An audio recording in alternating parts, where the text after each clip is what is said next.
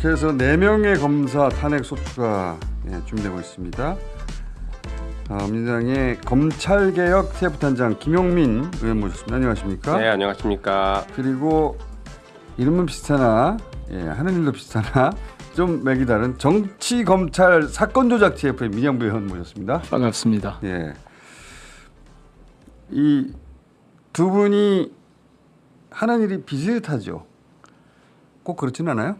저 민주당에 지금 이 검찰 대응 TF가 셋이 있는데요. 셋이 있는데. 저는 주로 예. 정치 검찰들이 어떻게 사건을 조작하는가. 구체적 사건에서. 네, 구체적 사건의 사건 조작 내용을 밝히는 거고.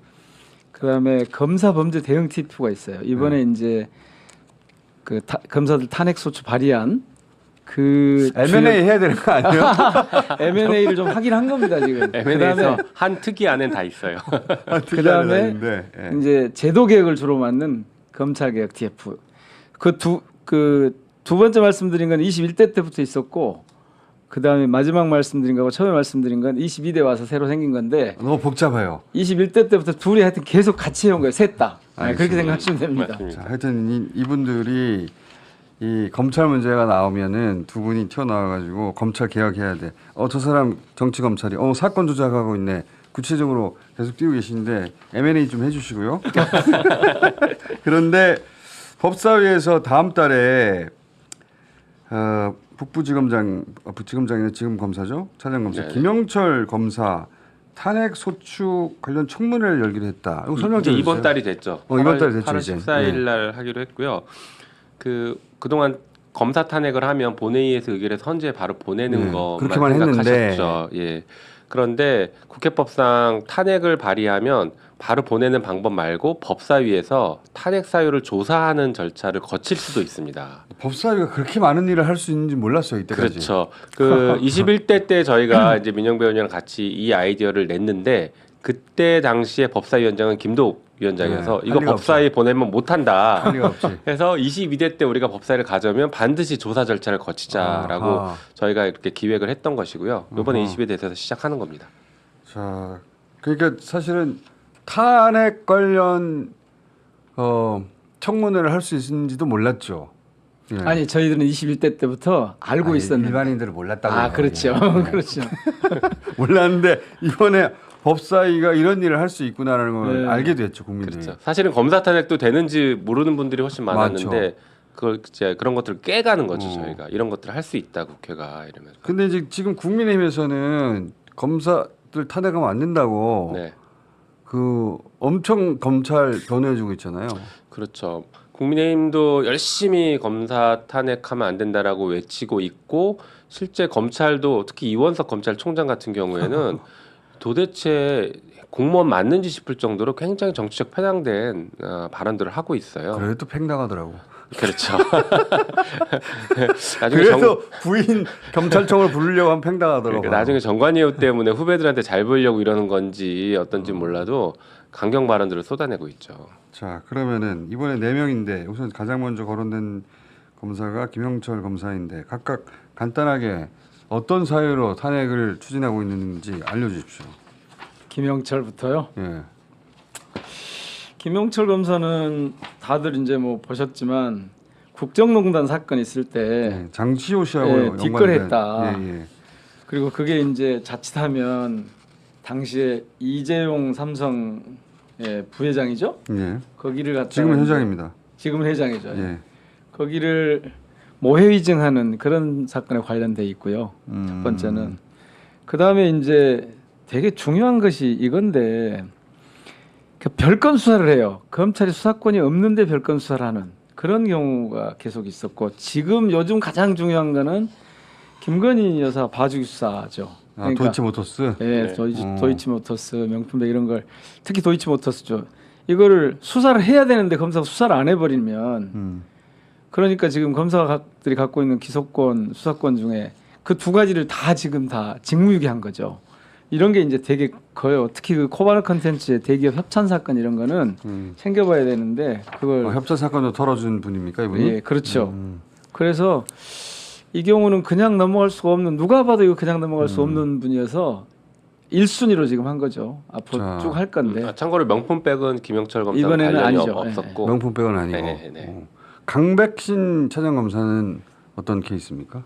제가 간단히 말씀드리면 수사권이 없는 명예훼손 사건을 가지고 수사를 하면서 언론 탄압을 하고 있는 게 핵심 탄핵 사유입니다. 그래서 그 동안에 그 검찰이 수사권 없는 수사를 하는 것을 시행령 막 개정해서 하는 것에 대해서 법적 판단을 사실 제대로 받아본 적이 없어요. 아 뉴스타파. 예, 맞아요. 뉴스타파 사실 검찰은 명예훼손 사건 지적할 수 없는데 그렇죠. 사실상 하고 있죠. 네, 맞습니다.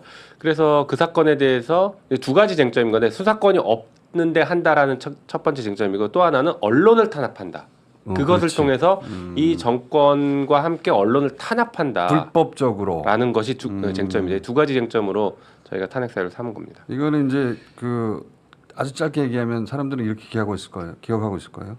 윤석열 대통령이 커피를 타줬다 안 타줬다. 네, 맞아요. 그 사건입니다. 그 사건. 예. 요거는 나중에 때가 되면 자세히 설명하겠고 그걸 가지고 이제 윤석열 대통령이 명예훼손을 입었다고 네. 지금 압수수색하고 난리 났죠 지금. 여러 언론사를 예. 침탈했죠. 뉴스타파도 압수수색하고 그 사건에 강백신 차장검사고 김영철 차장검사는 얘기했고 그리고 근데 강백신한테 하나 중요한 건 뭐냐면요. 예. 검사들이 일상적으로 하는 것이 피의사실 공표잖아요. 요거를 아주 대놓고 한 선수가 바로 이분이에요.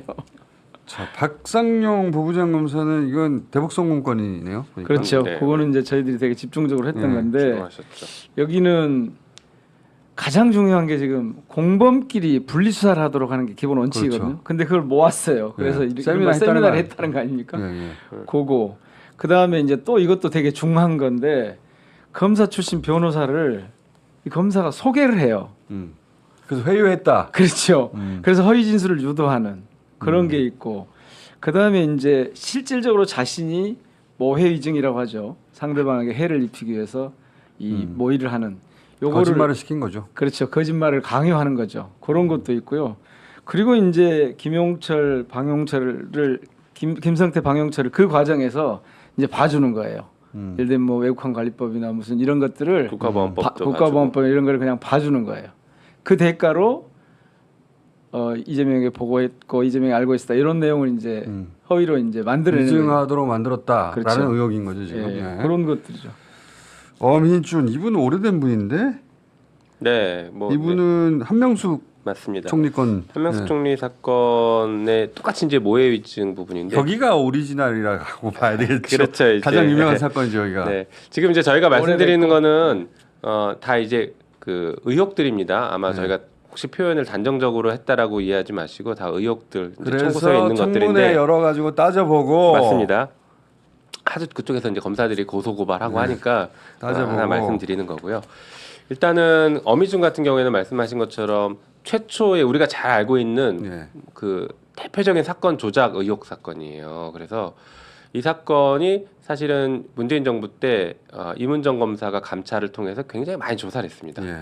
거의 공소장을 쓸 수 있을 정도까지 했다 이런 얘기가 나올 정도였고 마지막에 윤석열 대통령이 주저앉혔죠. 그렇죠. 그걸 주저앉혔죠. 바꿔버리면서 그런 상황에서 진실이 수면 아래로 내려가 있는 사건입니다. 그래서 이 사건은 확인되면 그동안 검찰이 어떻게 사건을 조작했는지에 대한 바이블처럼 확인이 될 수 있다. 청문회 열면 주르륵 올라올 것 같은데 그럴 가능성이 수면위로. 예.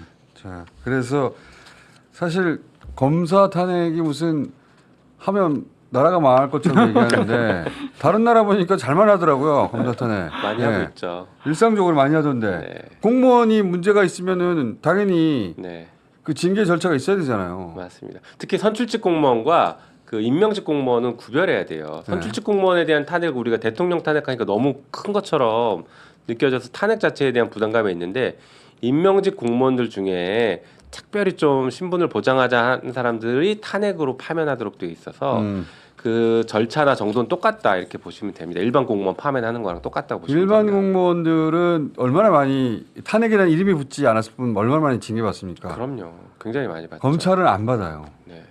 그러니까 검찰 자기들 마음대로 했던 거지 이때까지. 기소율도 현저하게 떨어지고 예. 그 0.1%밖에 안 나오거든요. 다른 범죄들이 되게 30-40% 나오는데 굉장히 떨어지고 스스로 또 파면하는 제도 자체가 없어요. 검사 징계에는. 자기들끼리 봐주잖아 다. 그러니까 법 위에 있는 것처럼 그렇죠. 제도로 네. 하고 있는. 자기들은 누구도 건들 수 없는 존재인 것처럼 생각하더라고. 그게 확실한 게 검사에 대한 징계를 하려면 검찰총장이 징계 요청을 해야 됩니다. 그러니까 검찰총장이 봐주려면 모든 검사를 다 봐줄 수 있는 거예요. 징계 요청을 안 하면 징계를 못 합니다. 법무부 장관이. 그 유일하게 뛰어넘을 수 있는 게 검사 탄핵. 국회에서 할 수 있는 거죠. 그러니까 그래서 국회 탄핵을 21대 때부터 민영배 의원이 부르짖어가지고 저희가 지금 시작을 한 겁니다. 저는 일상화해야 된다고 봐요. 일상화. 1년에 몇 명씩 숫자가 많잖아요. 검사라고 무조건 탄핵해야 한다는 게 아니라 문제 있는 공무원들이 있습니다. 조직이 크고 숫자가 많으면 분명히 있어요.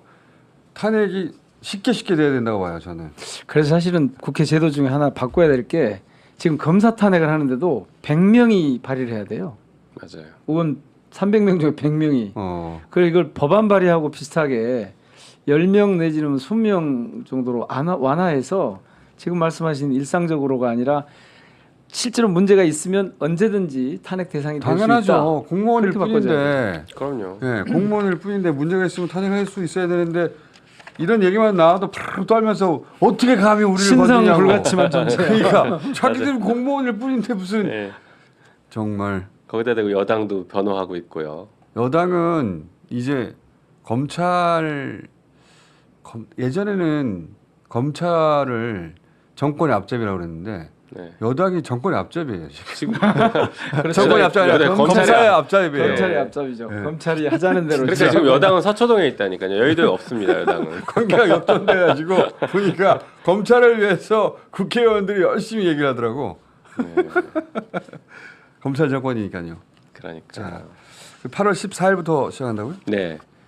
하루에 안 끝날 수도 있겠네요, 또. 그렇죠. 근데 일단 김영철 검사에 대해서 먼저 하고 좀 어느 정도 마무리 지은 다음에 나머지 3명 검사 남은 검사들은 또 별도로 일정을 잡아서 진행할 계획입니다. 알겠습니다. 그 청문회가 시작이고 나머지 3사람에 대한 청문회도 이어서 네. 일정을 잡아서 진행할 것이고 네. 청문회가 끝난 다음에 비로소 4사람 다 탄핵 절차에 돌입할지 아니면 그중에 3명만 할지 2명만 할지 이게 결정되겠네요. 그렇죠. 그리고 탄핵 사유가 만약 10가지면 그중에 뭐 5가지만 할지 10가지를 다 할지 그것도 그때 결정하는 겁니다.